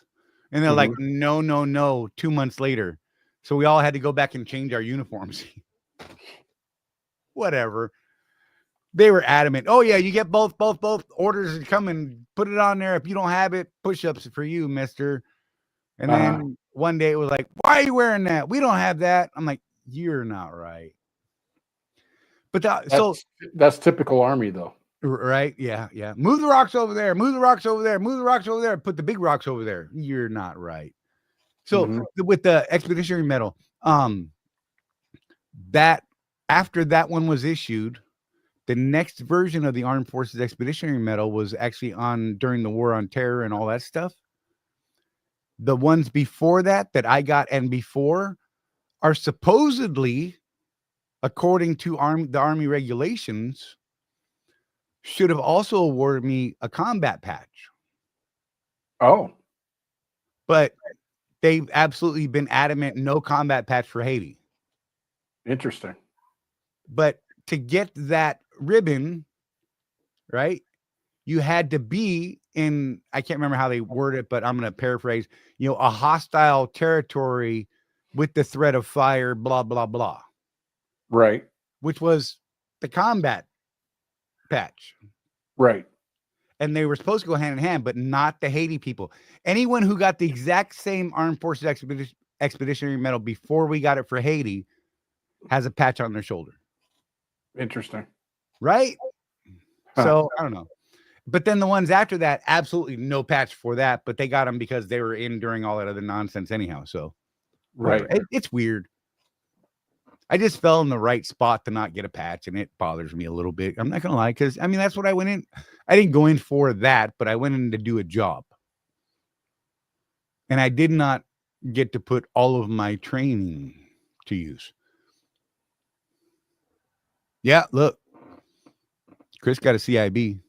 Mm-hmm. I would have took a CAB.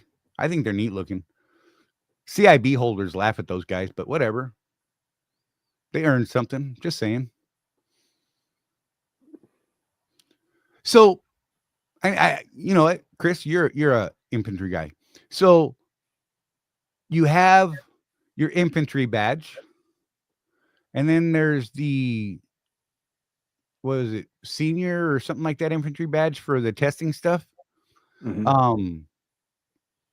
But you skip right over that if you get a CIB.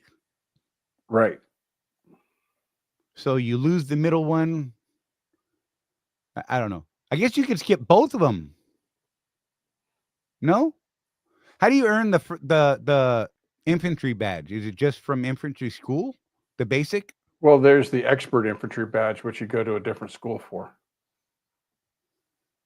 I had a drill sergeant that was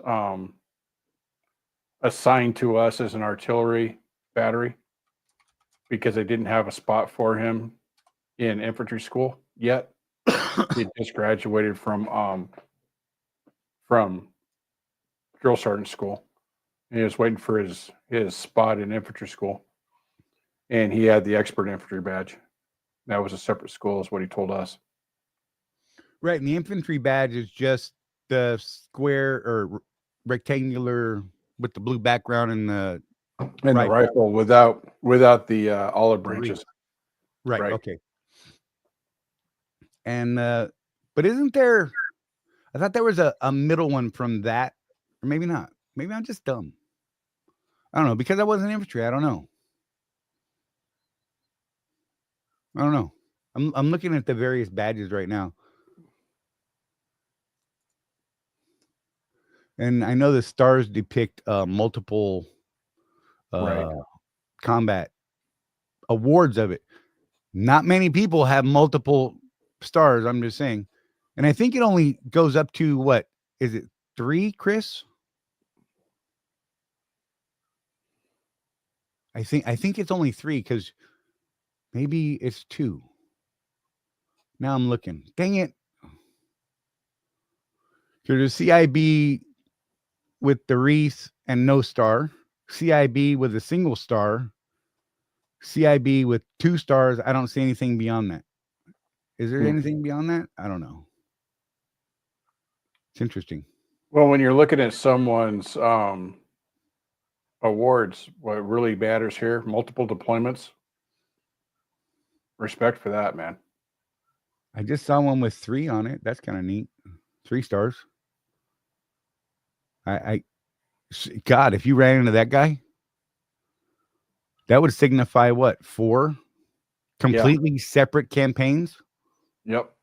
Because you only get 1 per campaign, is my understanding. It's not 1 per deployment. It has to be a different campaign. Yeah. Hmm. Completely different campaign is my understanding. And Chris, maybe you could correct me again if I'm wrong. I'm definitely not the know-it-all when it comes to you look, I know enough just to complain at the movies when the badges are out of order. Yep. You know, or he's too young to have that one. Yeah. You know, that's hilarious, but whatever. I joined the Army when I was 10 years old. Yeah. Yeah, 1 per campaign. Thank you, Chris. I appreciate that. No, and so, yeah, I don't know. I don't even know how we got into this, but I dig it. That's like jump wings. It was funny. That meeting that I was in earlier today, Jeff. The guy that was running that said, I can tell you really hate the airborne, huh? Like, yeah, those guys, bump those dudes. Oh, it was great. I am a little crazy with my stuff. I'm looking, you know, I think people should be proud of what they've done. Yeah, this could start a whole deep. We ain't got time for that conversation.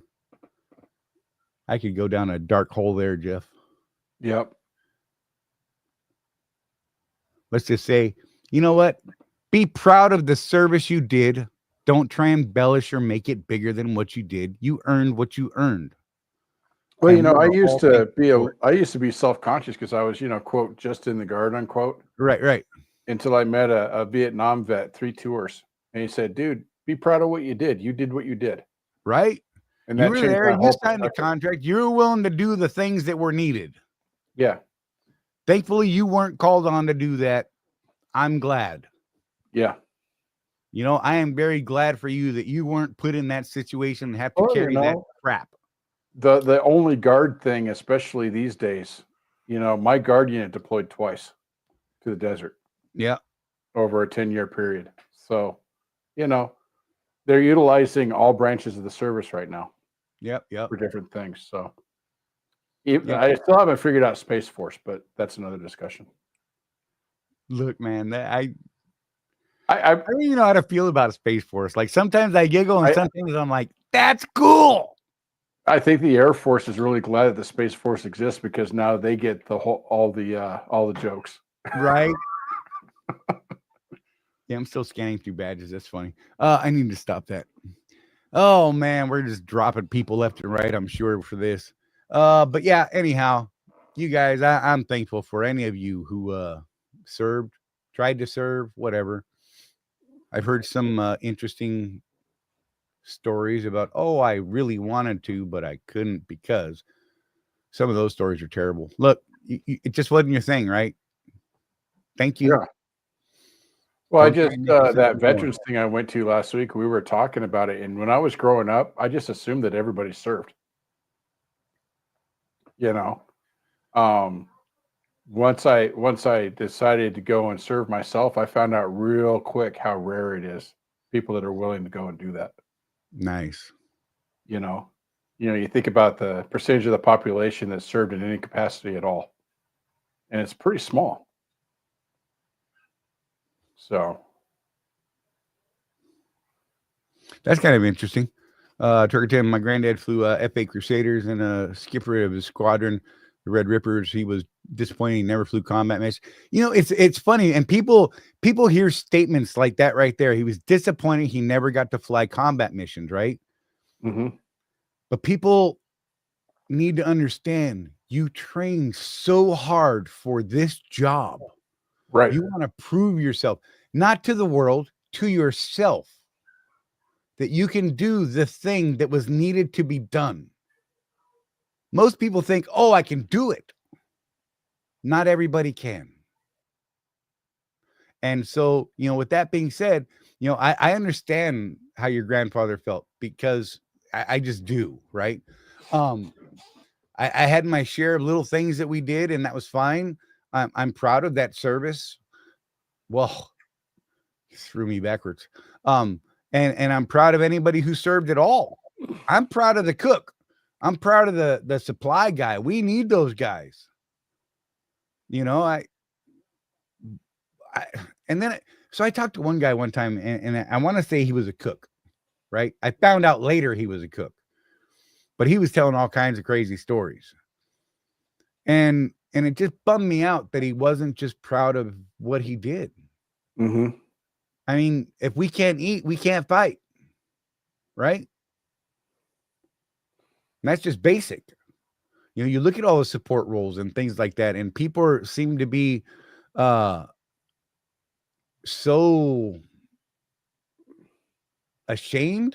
I don't know. Well, in order for the ground forces to do what they do, I know the ratio when I was in was a 10-to-1 ratio. There was 10 back. I almost said it. I'm going to say it. Ref Pogues, right? Right. There's 10 of those guys for every one of us holding a rifle. Right. That's what it takes to keep an army moving, fed, equipped.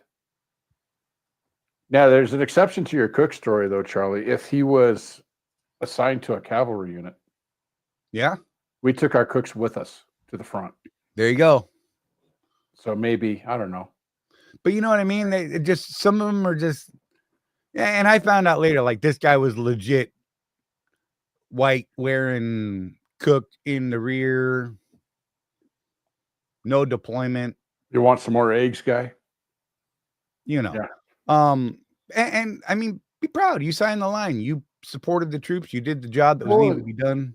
You know, I when I talk to the youth about being in the service, that's one of the things I tell them is, look, man, every single job in the service is necessary. There's not a single job. That's one of the things that's kind of cool about being in the organization is that your job matters no matter what it is. You know, to take it to the extreme, if you weren't there, people could die. Right? Don't You care ain't what. lying, Chris. Cook, favorite guy in the field. MREs were terrible and CRATs were even worse. Yep. Amen. Man, when they started bringing out them buckets, you're like, woo, hot food. Yeah, Until whenever I started cleaning them that time. Yeah, we loved it whenever Top disappeared for a while because we knew he was coming back with hot food. Right? Yeah. Oh, that was fabulous when we started getting hot food in Haiti. That was great. I'm just saying, I enjoyed the heck out of that until, like I said, I had to start scrubbing those deep pots and pans and the square cylindrical. Yeah, they're like that deep too. Yeah. What the hell are those things called? I can't even remember. Mermites. Now. Yeah. Oh my God. Terrible. But boy, did they work. That was fabulous. Oh, for a time, Tim's grandpa was a navigator on the Carrier Independence. That's awesome, man. Nice. I love talking to old vets, hearing some of those stories that they didn't get to tell. And especially the NOM guys. There's a lot that are not comfortable talking about that stuff, and they don't know who they can talk to. Like most people in that situation, don't want to burden anybody. You know, maybe that's a good point to end the show on. Think about the burden you could possibly put on somebody by not talking.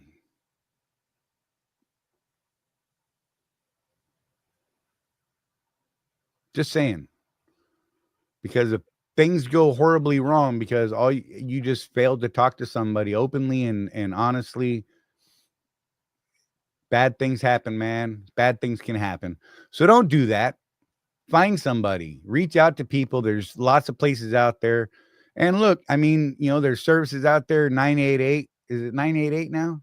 Yeah. Option 1, I believe, for veterans to talk to people who understand what you're saying. I have an ongoing code with people. You know, you text me saying I need 7 minutes, man. Because they've done some research and found out that quite a few people who have removed themselves from the planet, had they just gotten 7 minutes from somebody else just to release something they had to think about, they might not be gone. So I tell people, you know what? Send me a message. I need 7 minutes. Don't abuse that, because if I see that in the middle of the night, I'm getting up. It's serious and real. Don't abuse that thing now.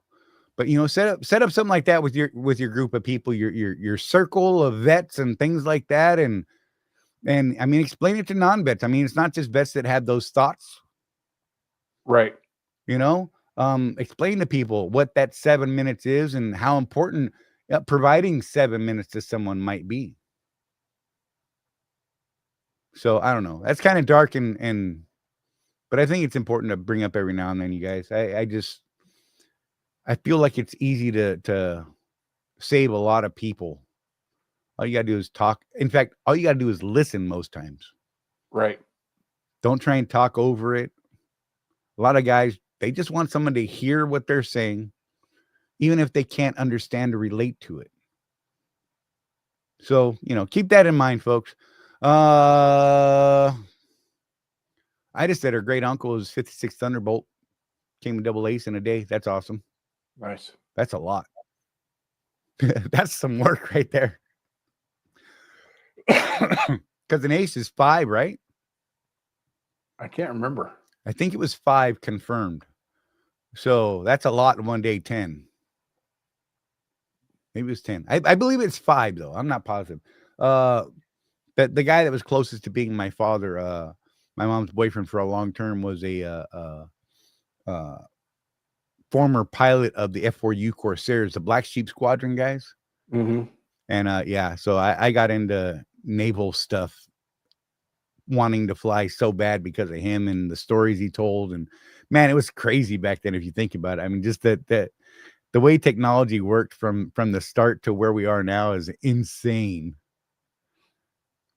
I mean, now these things are completely computer controlled, really, you know.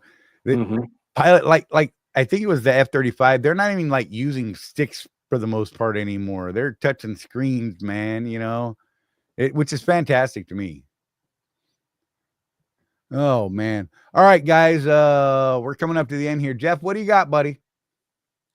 Are we ending the show? I think so, man. Are we ready? Okay. Ready. Go. Oh. Hey guys, remember, keep that rubber side down, and with no action, there is no traction. Get after it. Yeah. Yeah. And this ties right in what I was saying. Look after each other. There's no one looking after us but us. Thank you guys for being here. We'll see you next Tuesday, hopefully at 6 p.m. Eastern time. Like most weeks, we're here at 6 p.m. Eastern on Tuesdays. We'll see you on the other side, and y'all be safe.